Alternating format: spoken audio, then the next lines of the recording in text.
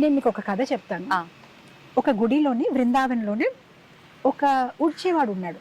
అంటే టెంపుల్ అంతా శుభ్రం చేసేవాడు, స్వీపర్. తను చాలా మంచి భక్తుడు. సో తను ఒకసారి భగవంతుడితో మాట్లాడుతున్నాడు, విగ్రహంతో. అయ్యా, మీరు రోజంతా ఇలా నిలబడతారు కదా, చూసి నాకు చాలా బాధ వేస్తుంది. నేనైతే ఊడ్చిన తర్వాత కనీసం సాయంత్రం నిద్రపోతాను, మీకు రెస్ట్ అనేది ఉండదు, అలా నిలబడి ఉంటారు.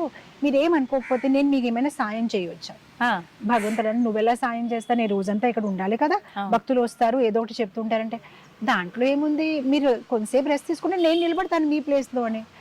అప్పుడు భగవంతుడికి నవ్వొచ్చి, సరేలే నువ్వు నిలబడు, కానీ ఒక కండిషన్, ఏం మాట్లాడొద్దు, నువ్వు చుప్చాప్గా ఉండాలి అని అన్నాడు. మీరు కూడా ఏం మాట్లాడరు కదా, మీరు అలానే ఉంటారు కదా, దాంట్లో ఏంటి గొప్పది, అదే కదా నేను చేస్తానండి, మీరు వెళ్ళండి పడుకోండి అయితే భగవంతుడు. సరే అయితే, కానీ కండిషన్, నువ్వేం మాట్లాడను, మీరు వెళ్ళండి, నేను ఏం మాట్లాడను, అలానే ఉంటాను, అదే కదా, అలా కదా నిలబడాలి, దాంట్లో ఏంటి గొప్పది అని అన్నాడు. భగవంతుడు వెళ్ళిపోయారు. తిని ఇంకా భగవంతుడి ప్లేస్లో వచ్చేసాడు. అప్పుడు ఏం చేశారంటే అక్కడ ఒక ధనికుడు వచ్చాడు. వచ్చేసి తను డబ్బులు తీసేసి హుండీలో వేసేసి ఆ మనీ పర్స్ అక్కడ మర్చిపోయాడు. మర్చిపోయి తను వెళ్ళిపోయాడు. ఇంకొకతను వచ్చాడు, పేదవాడు. తను భగవంతుడికి అడుగుతున్నాడు అనమాట, ఇన్ని రోజుల నుంచి మిమ్మల్ని అడుగుతున్నాడు, తినడానికి ఏమీ లేదు, ఏదైనా దయ చూపించండి అని. అలా కళ్ళు మూసుకొని కళ్ళు తీసినప్పటికీ ఆ పర్స్ కనిపించింది. ఓ, మేబీ ఇది భగవంతుడు ఒక అనుగ్రహం అని వెంటనే ఆ పర్స్ తీసుకుని వెళ్ళిపోయాడు. ఇంకొకతను వచ్చాడు, నావికుడు. ఈరోజు నా నౌక ప్రయాణం ఉంది, ఇంకా మళ్ళీ ఎప్పుడు వస్తానో 6 నెలల తర్వాత నన్ను కాపాడండి, మా కుటుంబంలో ఉన్న అందరినీ బాగా కాపాడండి అని ప్రార్థించి తను అలా వెళ్ళిపోతున్నాడు.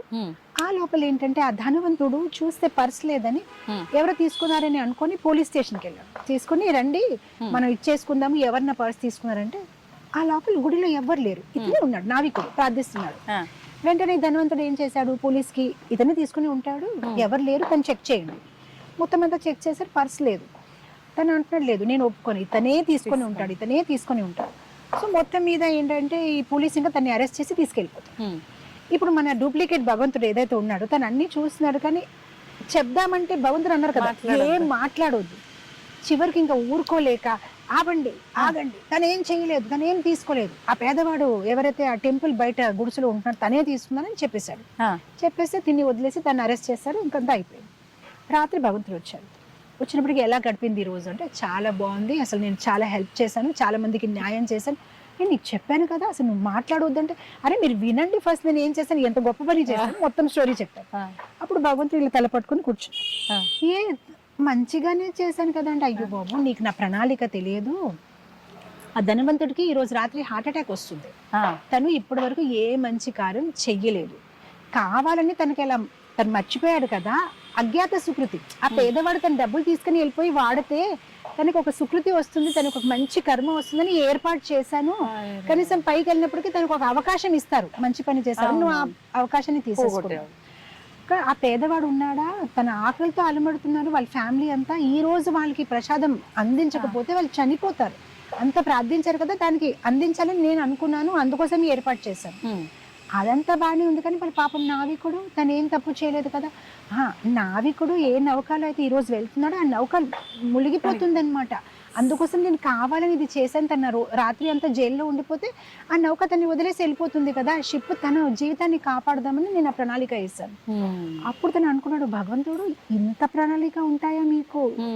అప్పుడు కృష్ణుడు అంటున్నాడు, చూడు ఏదైతే మన జీవితంలో జరుగుతుంది, మనం ఇటు చూసామా అటు చూసామా, ఇలా నవ్వామా, ఇతను వచ్చాడా అది పెట్టామా, ప్రతిదీ భగవంతుడు ఒక ప్లానింగ్ ఉంటుంది.